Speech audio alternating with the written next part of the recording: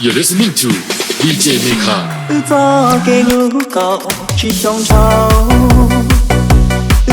thơ mơ phao đùa khó cho mi này tao nói thì nắng mua trong đó cha của tu để chỉ tu năng cũ giờ có nhỏ trôi này. You're listening to DJ Mika. Gió cây ngữ cậu cho mi này có luôn đủ bỏ hư cho kê đủ có gió kia nô có tua cho cô sự hiên cô tua đi trong có ba đúng đời mà chỉ dài mù.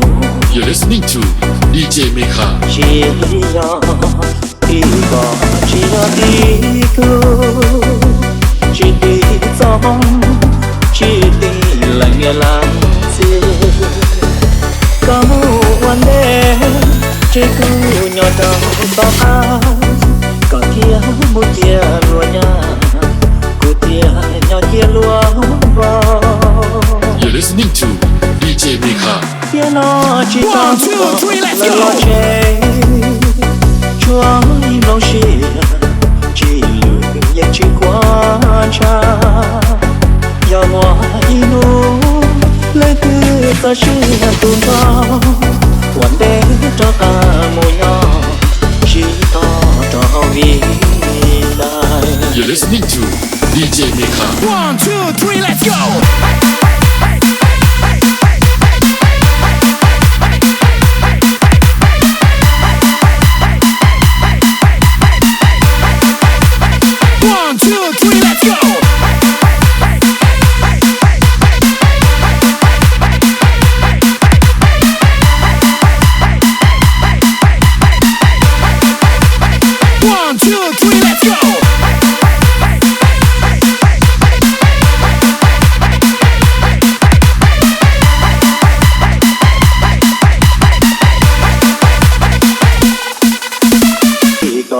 Chỉ do đi cứ chỉ đi trong chỉ đi là nghe lắm gì có one day chỉ cứ nhỏ đầu to áo có kia một tia lúa nhà cô tia nhỏ kia lúa vào.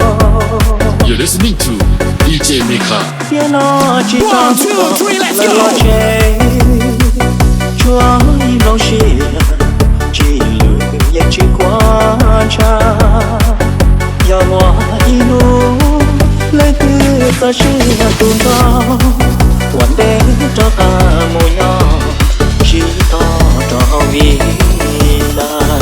You're listening to DJ Mika. 1, 2, 3, let's go.